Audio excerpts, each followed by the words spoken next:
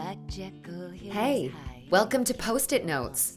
This is the very, very first episode where I am interviewing myself. And myself is Jacqueline Rendell, aka Postmodern, aka Post-it Notes host. Post-it notes. Moving on. I gotta say, I'm beyond thrilled for the support that I've garnered for this idea. All right, ready? Question number 1.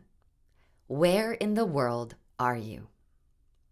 I am in Hamilton, Ontario, which is 45 minutes west of Toronto. And it's actually the home of my birth. I was born here. I got the hell out when I turned 18, and I'm here again 30 years later. Because my mom is here. Question number 2.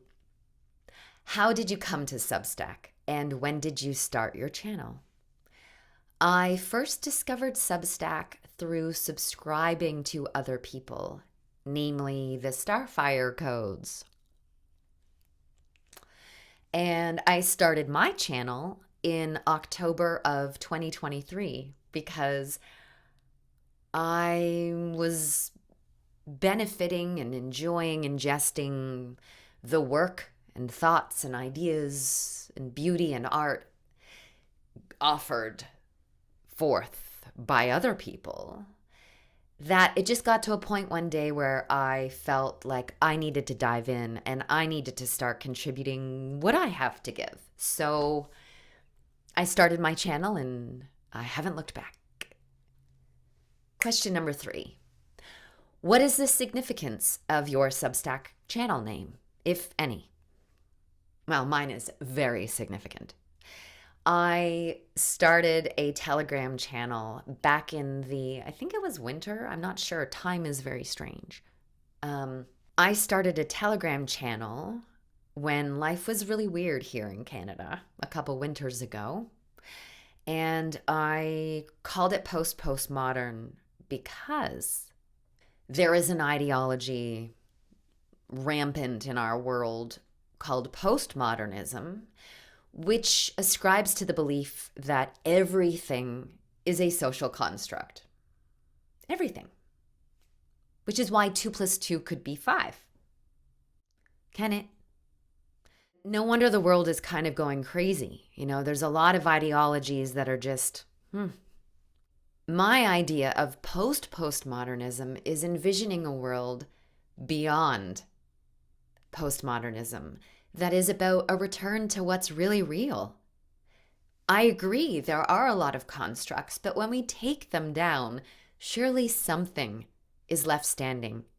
Like nature?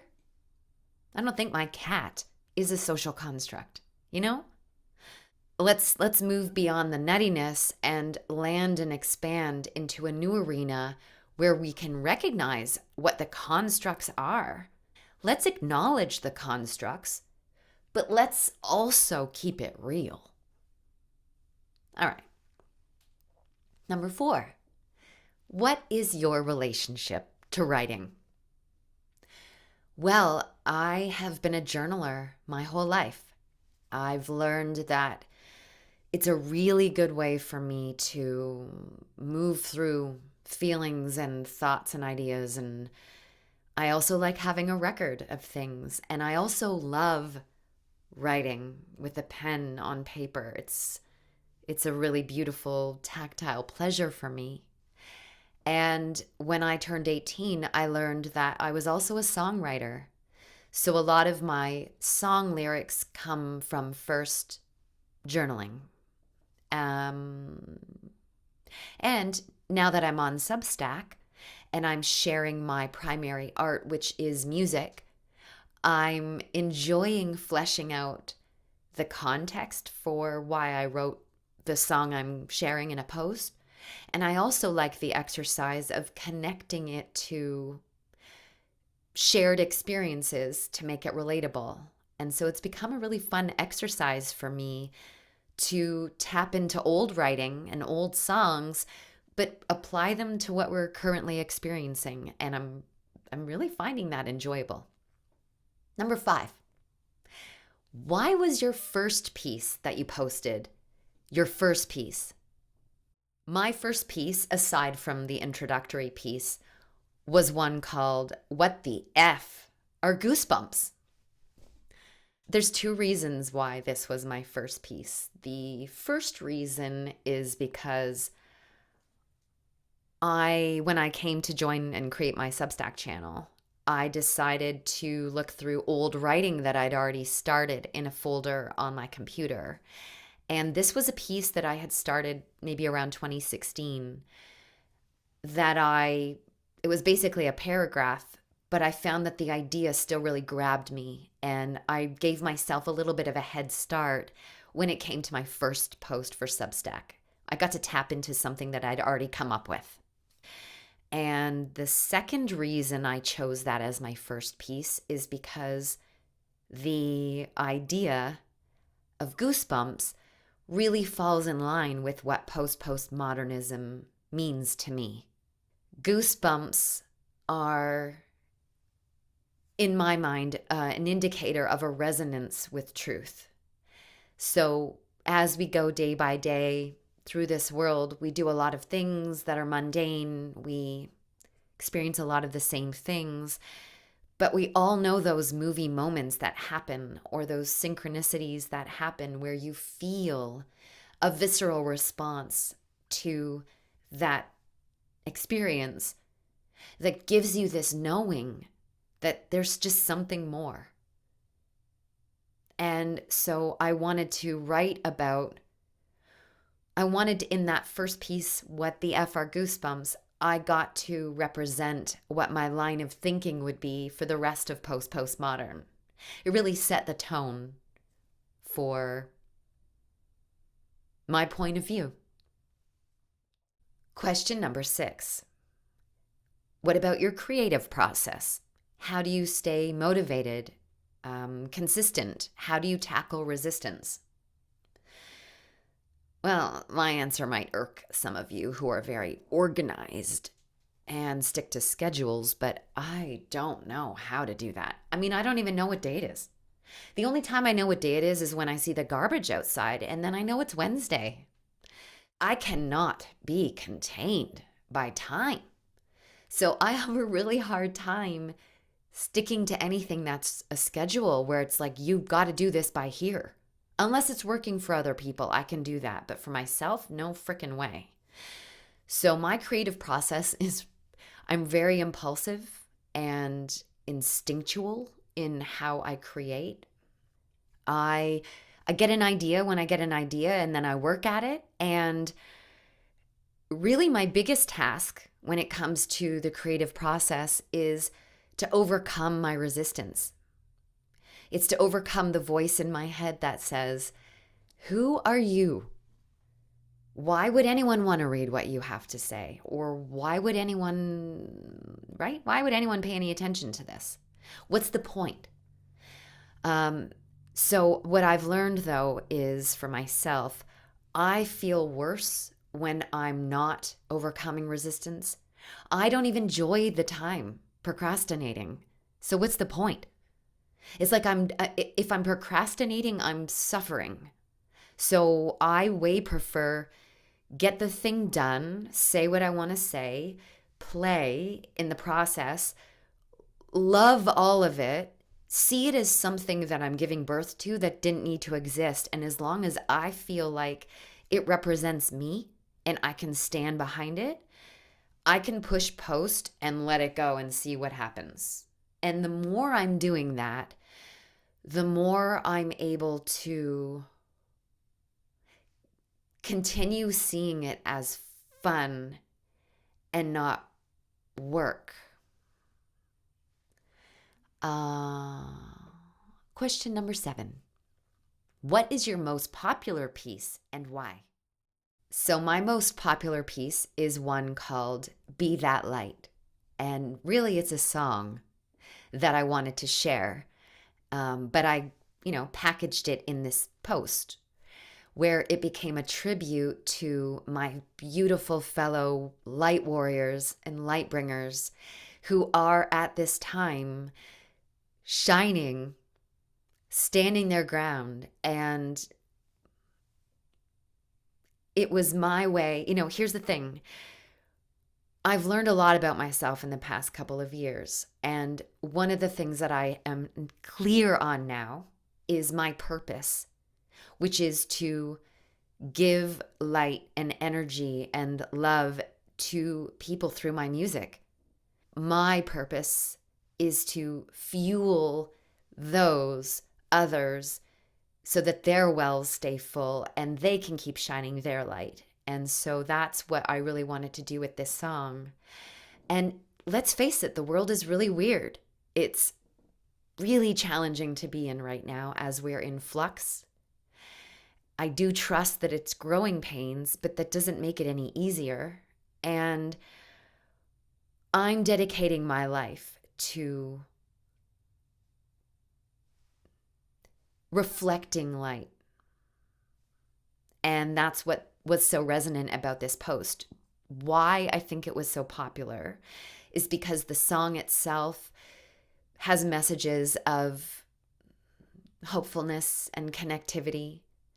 And the feeling of the song can feel really, it can feel energizing and empowering. And I feel like it really struck a chord with a lot of people. And not only did I share it amongst my community and friends, I think people who really loved this song also shared it. So it garnered a lot of views for me, which is wonderful because that's what it's there to do. Number 8, how much does having an audience and being a witness to other people's works influence your process or your art? So as a musician and as a songwriter, I need an audience. Otherwise, I feel like there's only one half of this equation being satisfied. Music wants to be heard, and I love to share it. When it comes to my posts on Substack specifically, I am learning. I mean, I'm only almost maybe 3 months in now. Oh, yeah. In order for me to do my post so that it feels the most true to me and it feels like it's something that I can deliver as mine, I don't think about anybody else. I can't start thinking about how it's going to land with other people, or I don't do the comparison game anymore. And maybe that's what aging has gifted me. I'm standing more, I'm more focused on making what I make the best it can be. I am inspired by the bravery and vulnerability and the gifts that others are offering so beautifully and generously from themselves. That inspires me to do the same. But my work itself, the songs, the writing, that doesn't change. That needs to be solely mine so that it feels honest. And that's what's going to make a difference. Honesty.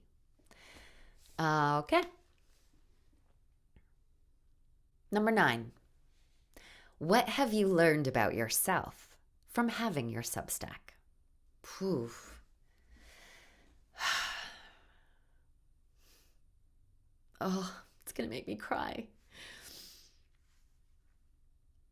I have learned, I have learned that I am less alone than I have felt for a long time. And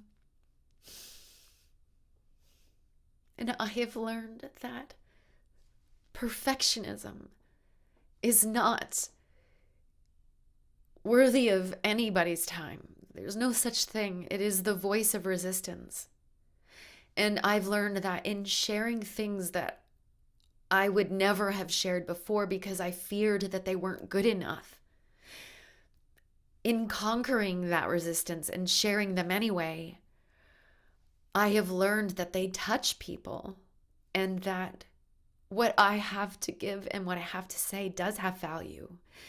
And it's actually making a difference for other people. I have learned that there are rewards for bravery. I've learned that I have a voice. Thank you. What is your favorite book or author? I love Herman Hesse. Everything he writes is something I need to read.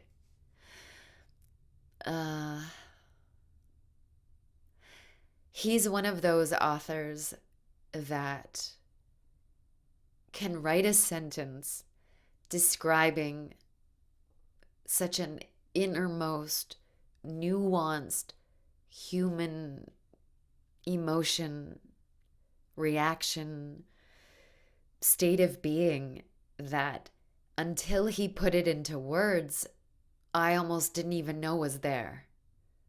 And yet when he constructs his sentence and I come across it, I recognize it as something as something familiar. And it astounds me every time when he does that. He is one of those authors for me where I mark a page just so I can go back and read that one sentence and marvel at whatever brilliance is that, if we're lucky enough, comes through us and out onto the page. What matters most to you? Oh, that's a hard one to narrow down. What matters most to me? Living in the day in such a way that I made my day count and that I can go to bed feeling and knowing that. So I'm a cheese ball, okay? I'm just going to warn you. Like that, I'm a cheese ball. What matters most to you? Living? Really living? Living, making my life count, making each day count, not being on autopilot, not repeating, but spiraling ever forward. Of course, love. And I tell everyone I love them. It's everything. What would you like others to know about you outside of your Substack life? Whew. I have the most beautiful cat named Bodhi. And I play a mean pinball.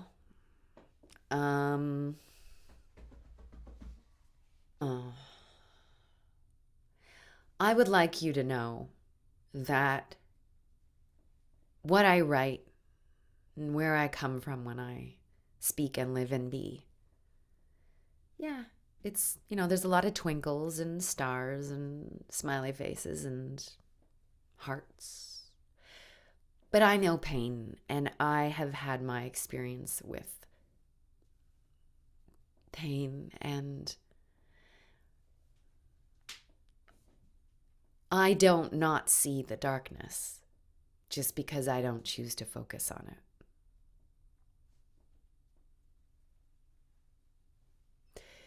What does this next year hold for you? Possibly a relocation. I am researching right now where I want to live in the world if it's not here. Continuing to grow my Substack, continuing to share my music. I'm wanting to do live streaming of my music rehearsals in the Kindness Nest, which is what I call my studio here. So I'm going to be doing live performances that people can come and join. I'm going to be looking for ways to create work online so that I can be doing this from anywhere. and I'm not pegged to one location. I'm really excited to see where this podcast leads. I'm hoping this next year holds a lot more of these interviews with you so that you come on here and tell me about your stories and we can get your work out there and get some support for the beautiful art you're creating. I really do believe that we are creators. So let's funnel our beautiful creative energy into what we want this next year to hold. Sending you my love. Thank you for spending this time with me, listening to my story. Please message me if you feel like you want to share your story with me, and we'll set up a call and we'll get you on Post-it notes. Thank you all. Thank you. Sending my love. Bye. Hi, I'm back. I was just sitting over there going over the footage of the interview I just did of myself, and I noticed that after I made myself cry, I got eye makeup under my eye, and then I did the rest of the interview of myself with this eye makeup under my eye, and I was just sitting over there in that chair thinking, God, now I have to redo the whole thing again. And then I realized, no, you know what?